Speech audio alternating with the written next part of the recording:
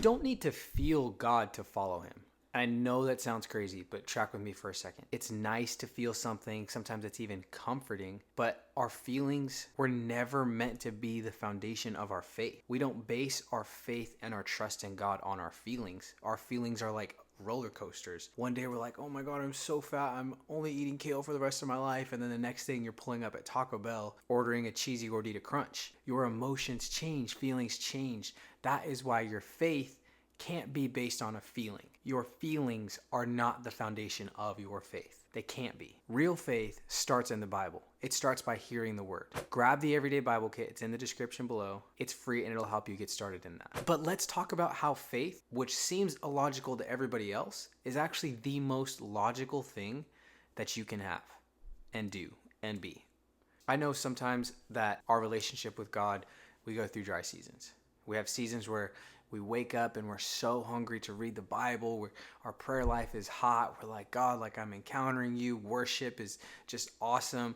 And then other seasons, it's like as dry as your elbows. It feels hard. You don't want to wake up. You don't want to take time and read. Studying the Bible you're going through Leviticus and it's boring and you're like, dude, what on earth is going on here? Like, God, you feel so far away. This doesn't make sense to me. I'm so unclear as to what's happening. And then we maybe start to wonder of where is God? Is he even here?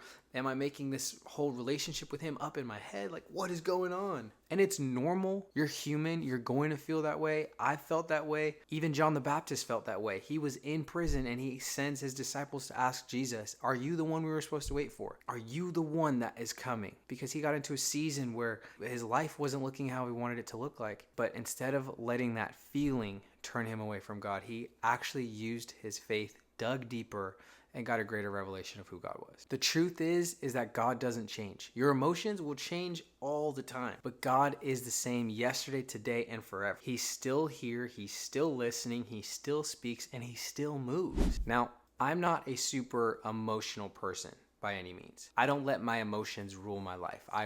My alarm goes off. I'm just as mad as everybody else, but I get up. I'm sore from the gym the day before, but I still go. I don't want to eat the food that I'm eating, but I still do it. My life has become disciplined to the point where I've just taken that decision away from myself and I'm saying, you know what, I'm going to do it. I don't let my emotion get in the way. One time I was journaling and there was a question that asked something about my feelings towards faith. And I was like, feelings on faith? I was like sitting there and I was like, I was like, what is it? I don't understand this question. I was like, feelings. And I was like, I don't have any feelings. And I was like, am I broken? Like, what's wrong with me? And I realized that my faith wasn't rooted in my feelings. It was rooted in a deep trust in who God was. So my emotions weren't dictating my decisions. My emotions weren't dictating the actions that I was taking because I had a trust in who Jesus was. I had a trust in who God is. That was what rooted my faith. That was what kept me going, kept me making decisions even when they didn't make sense. The Bible in Hebrews 11 doesn't say that without trust it's impossible to please God. It says that without faith it's impossible to please God. Trust comes over time, but faith is that first step. You have a little bit of faith that you believe that he's going to move. You have a little bit of faith that you believe he's going to show up. And then over time you begin to develop trust and you begin to see that he is faithful. You begin to see that he comes through time and time again. Trust in God. That's it. Plain and simple. Your faith will lead to deeper trust in God. And when you realize, when you live with a faith like that, when you are so completely dependent on God, where you trust him, you start to realize that it's actually more illogical and doesn't make any sense to doubt God than it would be to believe him. Because you really believe that in all of earth, in the time that we've been around, human beings, since creation, since the beginning of time, that God has never failed. All of that whole timeline, he's never failed. But for you, he's going to fail. For you, he's not going to show up. For you, he's going to let death win. For you, he's going to let sin win. No, he's not. He's already defeated death, hell, and the grave. That doesn't mean death isn't a thing. It doesn't mean that death doesn't hurt. There is a sting of death. There is pain that comes with loss. But when we have a relationship with Jesus, the thing that we fear the most becomes something that's not fearful at all. It actually becomes a celebration. If you were to go back through the Bible and look at all the times that God has been trustworthy, all the times that he's come through on his word, there are 300 prophecies of Jesus fulfilled. For one person to get 8 of those right, 8 prophecies from thousands of years earlier, for one person to get 8 prophecies right, you would have a better chance at winning the lottery 30 times. But Jesus fulfilled all 300 plus prophecies. There are prophecies connecting from the Old Testament to the New Testament. There is scripture that is repeated in the Old Testament and the New Testament, and it all plays on itself, and it all shows the faithfulness of God. He was faithful to Abraham. He created a covenant with him that has lasted, that continues to last. When the Israelites were leaving Egypt, he parted the Red Sea and led them from captivity into freedom. Then when they rejected him in the wilderness, he kept them and sustained them in the desert for 40 years. He fed them.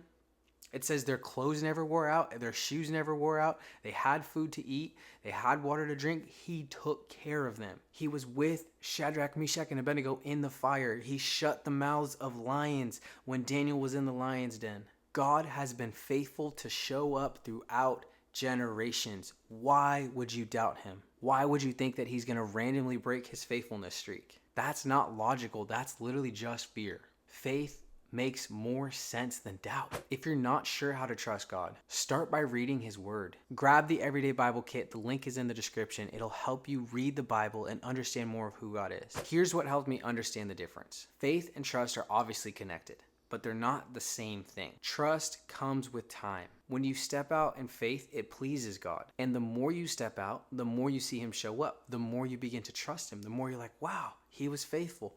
Wow, he showed up. Wow, he was good. Wow, he was kind. The more you see him show up, the more you start to trust him. You begin to see his character. You begin to know who he really is. You begin to know how he acts, how he responds, what he cares about. You trust him. You trust his character. And that comes from walking with him, taking time to be with him. He doesn't demand that we trust him on day one. He's not like, you better trust me from the get-go. He's like, no, have faith. Faith is what pleases him. Faith is how we get salvation. If you don't have faith right, you'll never get trust. He knew that trust would be hard for us. That's why he said start with faith. He knew that we would try to take matters into our own hands, that we would try to defend ourselves, fight for ourselves. And he's like, just trust me, just have faith, just step out. He said, would you believe me first, and then I will show you who I am. All it takes is one act of faith to open the door for God's glory to come and show you who he truly is. God loves to show up for people who are bold enough to believe in him, even if it's uncomfortable. He's not waiting for you to be perfect, and he's not waiting for you to feel him. He's just waiting for that first step of faith, for you to say, you know what, God, I have no idea if you're real. I have no idea if you're going to show up. I have no idea what's going to happen, but I believe you. I believe that you could show up. I believe that you could make a way. And here's the crazy part, is that first step is what pleases him. Not because you have it all figured out, but because you believed him. You believed who he said he was. You put your faith in him, and then he gets to show you. Faith is what got Peter out of the boat. Trust is what would have kept him afloat. If he would have kept his eyes on Jesus, he would have been able to keep walking, but he looked at the waves, he saw the storm, and he lost sight. He lost trust in God. That was why he sank. Faith takes that first step, but when we trust him, when we learn to lean on him, rely on him, then we can walk this relationship out with God. If we don't have faith, our whole relationship with God, our whole Christian life is pretty much screwed. You're going to start trying to do things in your own effort. It doesn't work that way. God designed us to need him. And if you have a problem with that, talk to God about it. You're not designed to be independent. You're like, I'm INDEPENDEI. I can't even spell all that word. But you think that you're so independent and that you can be alone. But God designed you for dependency. You were created to be in relationship with him. So apart from relationship with him, you're out here trying to figure it out on your own. You're out here trying to make money moves. But it doesn't work that way.